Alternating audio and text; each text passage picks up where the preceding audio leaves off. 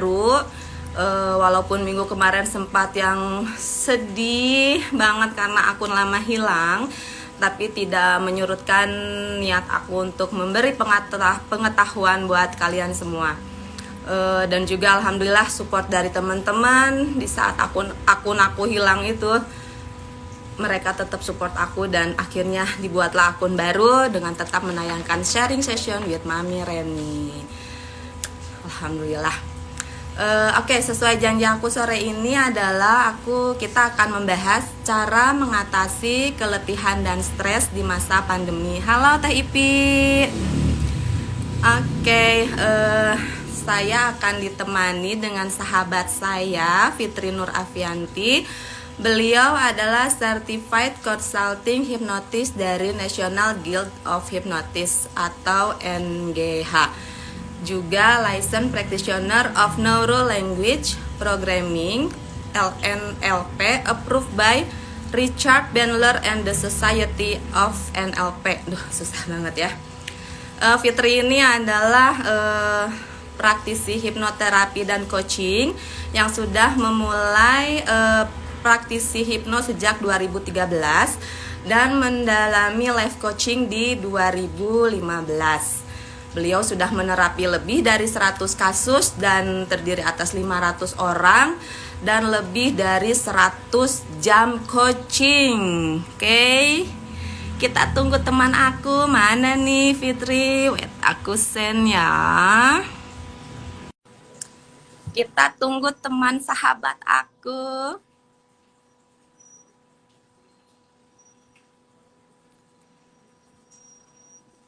Hai, Assalamualaikum. Waalaikumsalam. Nih, lama banget. Iya, alhamdulillah. Aku sudah kembali ke Jakarta. Iya, padahal nggak kemana-mana, nggak ketemu juga ya. Enggak. Rambut udah panjang nih. Pak. Gimana di masa pandemi tapi masih ada yang hipno yang coaching gitu masih jalan? Waktu awal-awal bulan sih ada beberapa, cuman kesini-kesini apa sih namanya? Ada sedikit kendala kalau coaching gitu kan kita mesti ngelihat gestur dia, tatapan mata yang dari ngelihat ke depan terus jadi turun. Nah, itu tuh sebenarnya penting pada saat coaching. Terus ada hal-hal juga yang pada saat kita mesti fokus pada saat nerapi nih, kalau hipno ya, ada yang ketok-ketok pintu kamar di klien maksudnya, itu jadi buyar. Konsentrasi ibunya jadi buyar. Jadi sementara ini aku berhentiin dulu, tapi kalau misalnya konsultasi lewat WA gitu bisa, lewat telepon bisa. Cuman yang butuh kita fokus bareng-bareng itu saat ini masih belum bisa dilakukan gitu. Nah, sekarang kan udah mulai PSBB longgar gitu ya.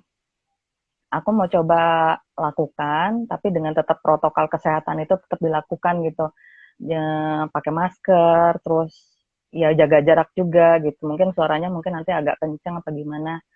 Ya nanti kita cobalah. Apapun bisa dilakukan sih sebenarnya. Kan ini Gimana tuh nih? lagi ya stres banget pasti ya, itu ada tips-tipsnya nggak sih Fit untuk Iya. merasa lelah dan stres di masa pandemi? Iya, sama sih sebenarnya. Awal-awal juga sampai bulan kedua lah ya. Kayaknya informasi kan banyak, saking banyak. Terus kita nggak tahu mana yang valid, eh, mana yang hoax, mana yang orang cari kesempatan supaya mau tenar aja atau mau gimana gitu ya. Kita jadi nggak terlalu banyak informasi, bikin kita overload gitu. Nah, nggak bagusnya otak kita pada saat banyak nerima informasi itu kan jadi lelah gitu ya. Apalagi informasi itu nggak semua valid. Nah, kondisi seperti itu tuh sudah kita juga merasa menghadapi sesuatu yang nggak bisa kita lihat, nggak tahu ini di luar sana terjadi apa, informasi yang masih begitu banyak, terus belum kita di rumah atau di lingkungan misalnya masih kerja gitu kan, ada tugas-tugas lain harus kita prioritasin juga ya. Jadi ya otomatis hampir semua orang bakal merasakan lelah, cemas, dan takut sih. Nah, sebenarnya ada tipsnya ya, daripada kita terlalu apa namanya, Halo, Fit. terus berkutat di permasalahan itu. Ya, kedengeran nih?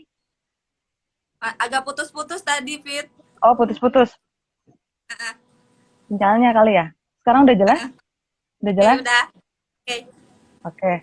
Nah, supaya nggak terlalu lama kita berada dalam situasi yang lelah, yang cemas, yang akhirnya bakal kita nggak bisa ngapa-ngapain gitu, sampai mungkin gejalanya beberapa orang nggak bisa tidur ya, amnesia, terus ada yang kalau bangun tidur tuh badan kayaknya sakit banget, kayak berasa habis melakukan pekerjaan berat seharian gitu, padahal kita baru bangun tidur gitu, sampai kayak gitu ya.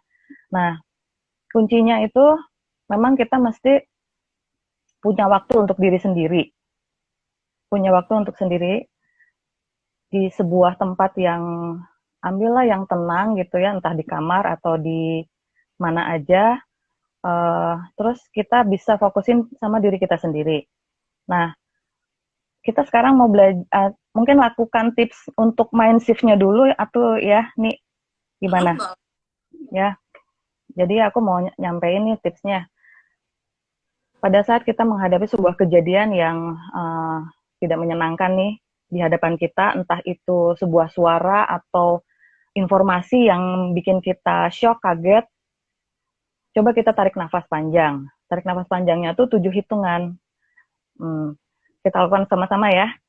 7 hitungan itu tarik nafas 7 hitungan, tahan 7 hitungan, terus keluarkan, lepaskan 7 hitungan.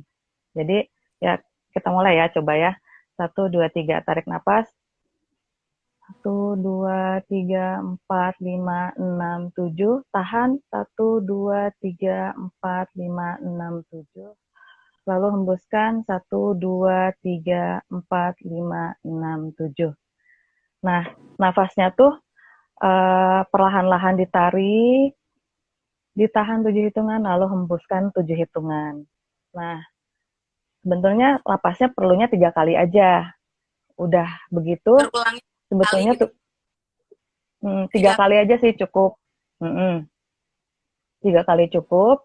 Terus setelah kita merasa lebih rileks, si informasi yang tadi kita terima itu kan berjalan nih dari indera mata, kemudian kan kita dengar, terus kita rasakan sesuatu di tubuh kita, terus kita merasakan sesuatu, apa sih ini perasaan kita sudah dalam proses otak itu berjalan dari indera kita sampai ke neokortex. Nah, kalau misalnya kita pada saat menghadapi informasi pertama yang kita lihat, kita rasakan, kita dengar itu, kita merasa takut, itu adalah gejala yang dimunculkan sama otak reptil. Otak reptil kita itu berfungsi pada saat kita kelelahan bisa atau ketakutan gitu. Nah itu ada, memang mekanismenya seperti itu ya. Memang itu otak kita tuh punya fungsi otak reptil supaya kita siap nih kalau ada misalnya binatang buas di hadapan kita, kita tuh udah steady gitu. Nah, tapi kalau dalam keadaan seperti itu terus menerus, kan kita lelah, ya kan? Seperti pada saat kita ngadepin pandemi kayak gini tuh, keadaan seperti itu tuh informasi masuk datang tuh setiap hari bisa bermunculan berapa kali gitu, dan kita yang aku rasain sih kita mesti stres ya, jadi steady aja gitu, tapi lama-lama kita bakal lelah gitu. Nah itu mekanisme otak reptil seperti itu. Nah dengan napas tadi, dengan napas yang dalam, terus kita mencoba untuk relax, fokusin sama diri kita sendiri, proses tersebut beberapa detik pindah ke neokortex. Dari neokortex itu adalah otak cerdas yang bisa memunculkan solusi-solusi atau ide-ide kita mau melakukan apa nih ketika menghadapi situasi ini. Kita menyadari kita dalam keadaan yang tidak menyenangkan lah ya untuk diri kita. Nah, setelah berjalan beberapa detik sambil kita napas itu kan ke neokortex, dia memunculkan ide-ide, coba apa namanya ambil napas lebih banyak lagi bisa, atau kita bertanya sama diri kita, apa maksud baik dari informasi ini kita dapatkan atau kita lihat? Apa maksud baik dari kejadian ini kita terima? kan kita nggak bisa memperkirakan apa yang datang ke dalam hidup kita kan. Nah, jadi sebisa mungkin coba tanyakan pada diri, apa maksud baik dari kejadian ini untuk kita.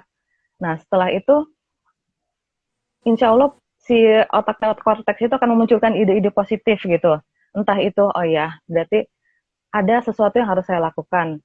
Sabar dulu, entah itu mau menelpon seseorang, atau misalnya mau apa namanya pergi wudhu misalnya yang dicontohin sama Nabi ya. Pokoknya kita lakukan sesuatu berdasarkan apa yang diinformasikan sama neokortex gitu. Nah, setelah itu, setelah muncul ide, misalnya kita sudah melakukan sesuatu, mau wudhu atau apa, atau berbaring, akhirnya kita boleh mengucapkan syukur sama Allah atas apa yang bisa kita syukuri hari ini gitu. Itu apa nih, memang perlu dilatih sih memang ya, nggak bisa, belum orang yang pertama kali melakukan ini tuh memang kadar kecepatannya bisa beda-beda, butuh latihan sih memang nih, gitu. Ya diantaranya gitu pokoknya napas, ambil tempat yang tenang, lalu nafas panjang dan rileks, kemudian lakukan sesuatu yang bisa kita lakukan, istirahat, tidur atau wudhu, terus yaitu tanyakan pada diri kita 3 hal atau 5 hal, lebih banyak lebih bagus, apa yang bisa kita syukuri di hidup kita hari ini. Nah, itu bisa cepat memindahkan yang tadinya stres jadi lebih positif lah gitu. Lebih dan relax mungkin ya, Fit. Ya, lebih rileks. Jadi kalau misalnya memang stres-stres gitu, kita tinggal ambil nafas 7 kali, tahan kali, tarik keluar, nafas.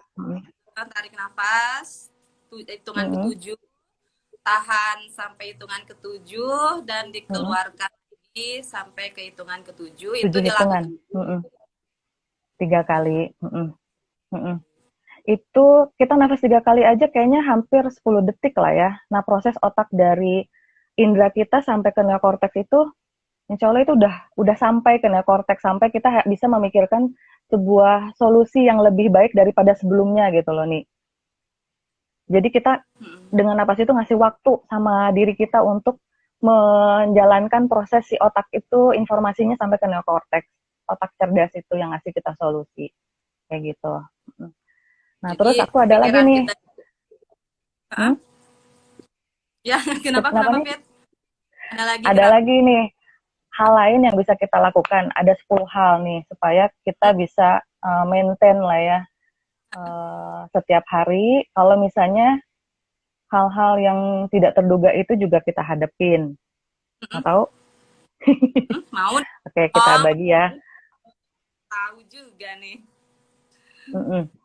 Nah, yang pertama, kita masih tetap kontak sama teman-teman, sama orang yang bisa kita percaya informasinya. Kalau misalnya ya, hal yang mengagetkan kita atau hal yang tiba-tiba itu adalah sebuah informasi, coba cari informasi yang terbaik, yang paling bisa kita percaya dan valid gitu.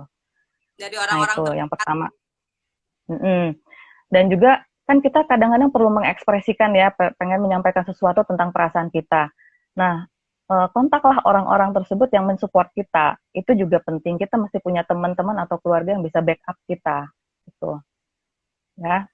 Terus yang kedua, kalau kita, bukan kalau sih ya, tiap hari kan kita punya tugas nih. Kita punya beberapa tugas dan pekerjaan menurut prioritas kita sebagai staf atau karyawan, sebagai pelajar, sebagai ibu rumah tangga, kan ada yang prioritas harus kita lakukan setiap hari.